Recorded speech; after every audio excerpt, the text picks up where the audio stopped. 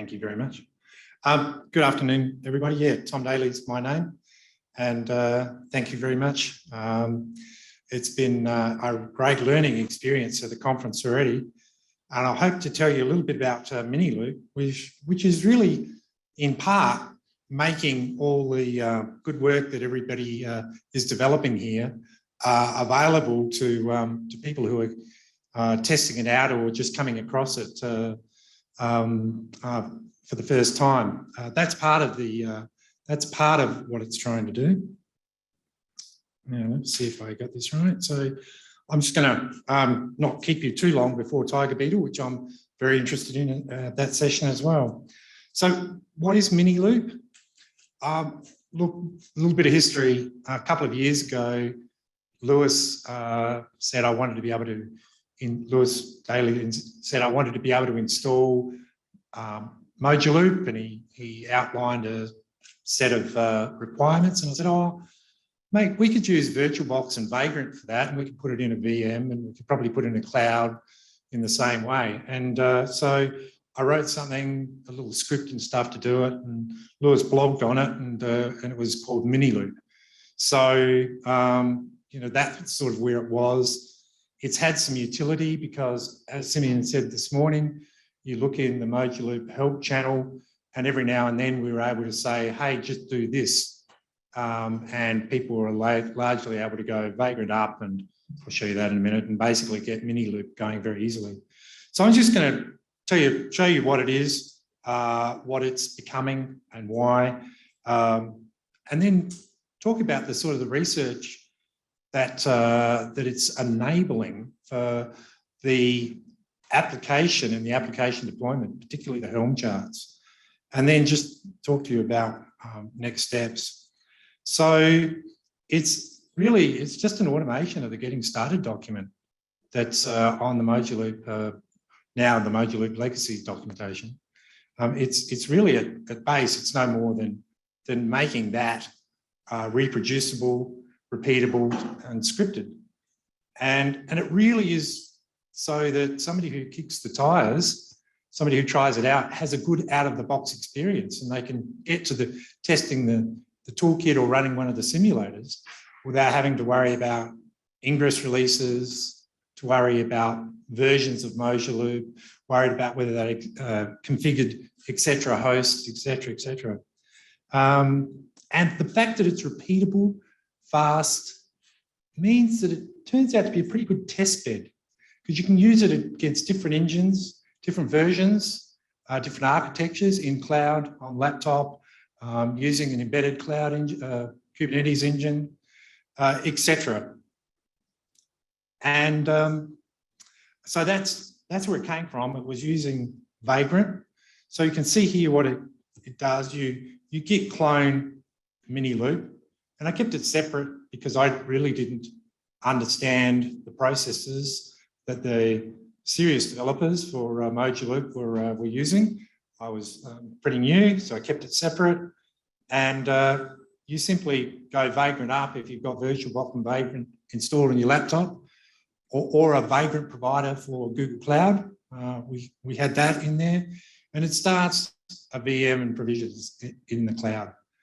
So from there, it configures all of the OS, does all that list of things that essentially is in the documentation. But then in the most recent version I put on the website, or in the repo, it curls the health endpoints, runs the testing toolkit, and sets up so you can actually run the testing toolkit demonstration. So it really is there to try and get people from zero to, wow, this maybe has some value. Maybe I should investigate this a bit more, without having to know a lot about the underlying infrastructure. What it is now is really nearly just a shell script without the VM component. Why? Because a customer over the last month has been using it to deploy Mojaloop, and what he deployed, he really took the scripts and separated it out of his VM. He's got an Azure cloud VM, And so he just wanted to be able to use the script. And he said, hey, thank you very much. The script is really valuable. So I revisited Miniloop and said, well, okay, well, what else do you need? He needs some truncating of the tables after running the TTK. He needs some help actually getting the TTK going in his environment. So I'm adding a few of those things into the environment, basically from this customer and his experience. So what is going to be very shortly, and it nearly is, not quite, is git clone the Moduloop Helm repo, because I think I've gotten confident enough to have my own directory in the Helm repo. And then essentially something along the lines of ml_install.shell, and then select your engine, the -K for Kubernetes engine, the -U for the user that you're using that's going to own the charts, the Moduloop version, the directory, that sort of thing, just to give you flexibility and to create easily deployed test environments. It's the benefits. Best possible out-of-the-box experience. We want anybody who comes across Moduloop to go, oh, wow, that was pretty easy. I should learn more, right? I should learn more about this. So that's what we really want. Oh, and we also want to free up some of Miguel's time on the Moduloop help channel. That'll make him more productive, I'm sure, because he really is very diligent with helping people out there. And we want local, it's going to work local in cloud or even on a K8 embedded engine like Azure Kubernetes engine or something like that. Lower the Slack channel help burden there.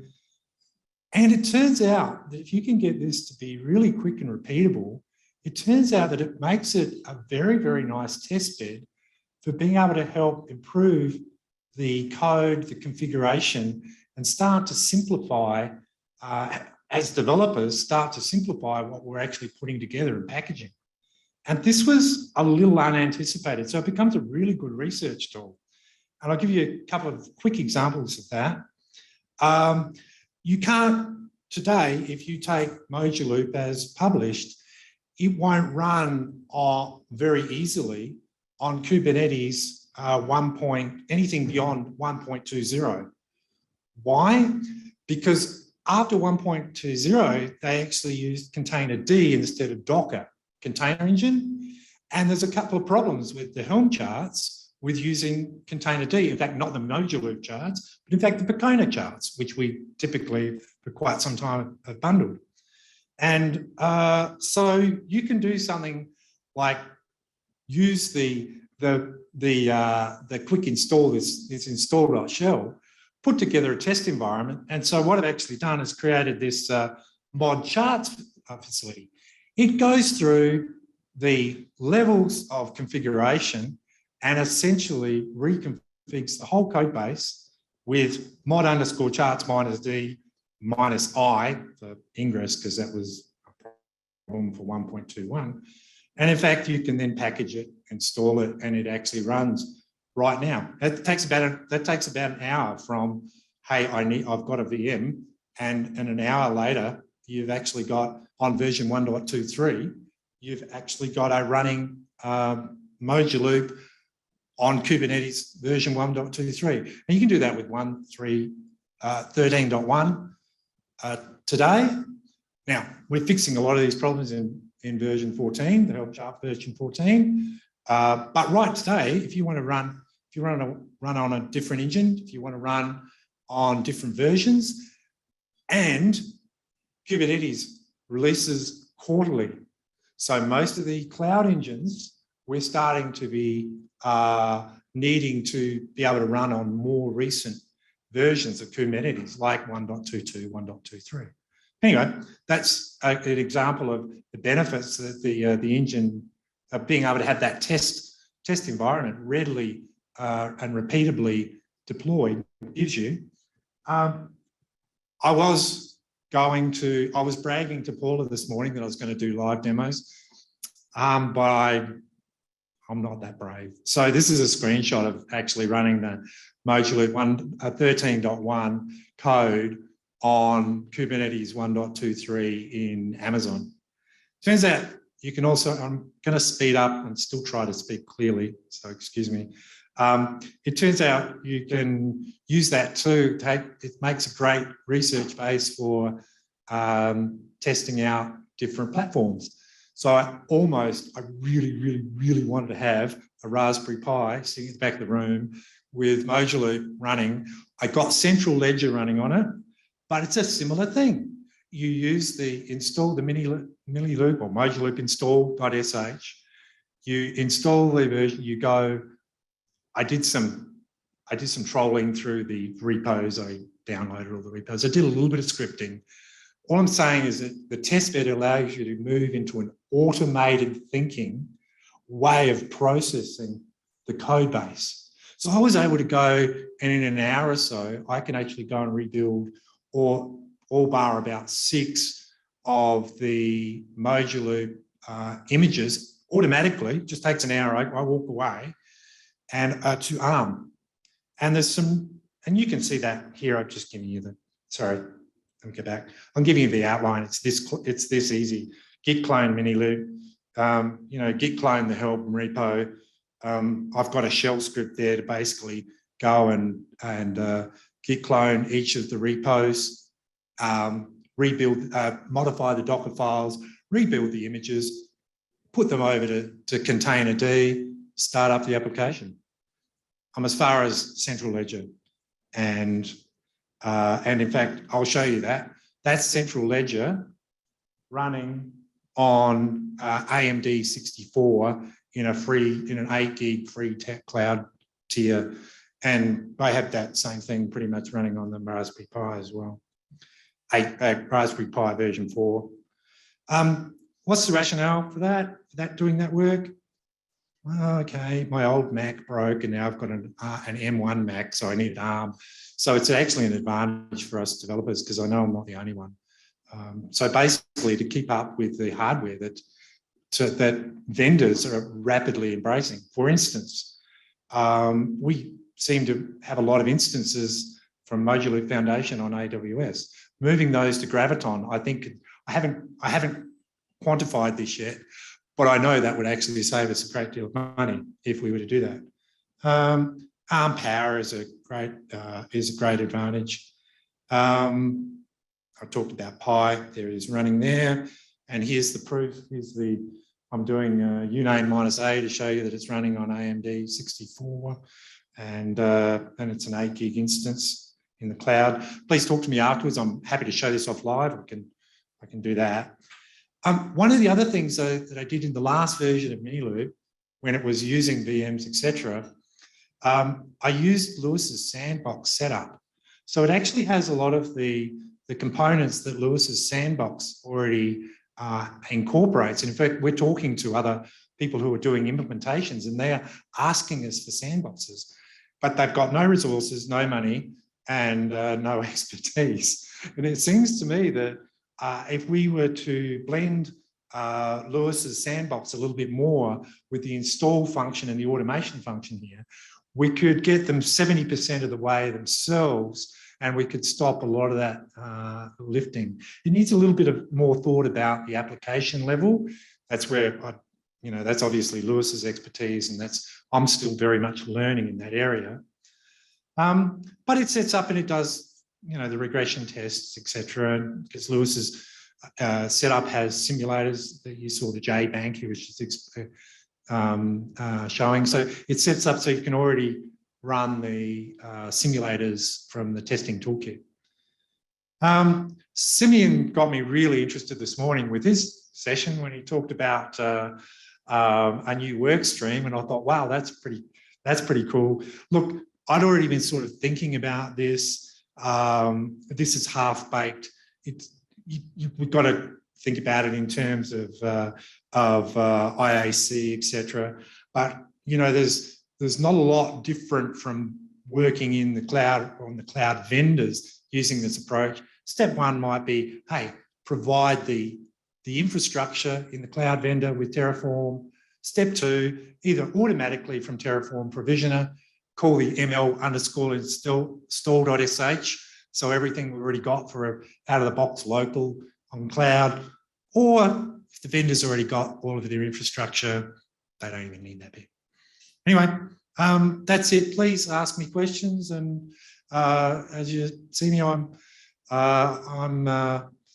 pretty delighted that this stuff just works so well. So thank you very much.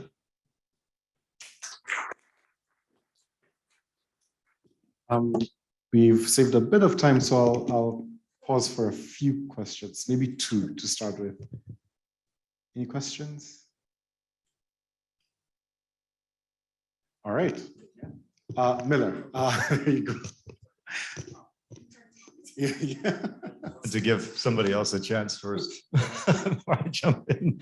I'm actually really interested in the Raspberry Pi case, but it sounds weird, but I actually have a kind of an interesting idea that we might want to talk about later, perhaps offline, but notionally is a small version of Mojaloop that operates what we would call village liquidity.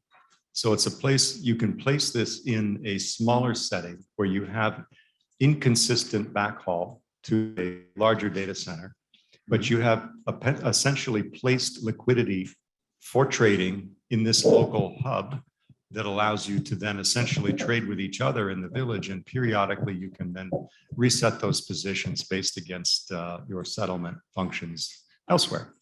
Now, you're not going to put an Amazon stack in that village, but you could put a Raspberry Pi-like thing. I think you and I talked briefly about maybe a cluster, something that's not quite so small, but in fact, it could actually be, a traditional, what does Intel call those things? The little small thing. The NUC. Yeah. So something like that. So, but of course, you have to tailor all this stuff to fit in that environment and make it work. So we would want to have the effort that goes into that is tweaky, and it takes a long time. So we'd want to make sure there's a use and value to it. But I don't know if you've thought some about that, like if there's a need or a notion for creating this kind of smaller version of the hub. I think from what I've heard of Pi 5 and what we know of what's happening with ARM chips, you could put together a 3 or 4 cluster Pi 4 or 5. I've got to test this yet, but it's looking awfully good. You could put that together for a couple of $100, very low power, and you could basically sort of stamp out your. If we did the other things that's in Lewis's sandbox, you could sort of stamp out your sandboxes and say, look, I know you've got no resources, no, but here we can give you this, and you're going to have a great out of the body, and you can connect DFSPs to it, and you can.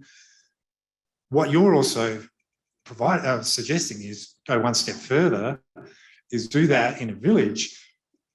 And it's really funny, you would remember the days of store and forward, because that's always what you're saying. Oh, yes. It's almost back to the future, right? It's kind of that. I mean, it's that offline settlement and resetting, if you will, of positions. But otherwise, it's just Mojaloop running with set positions.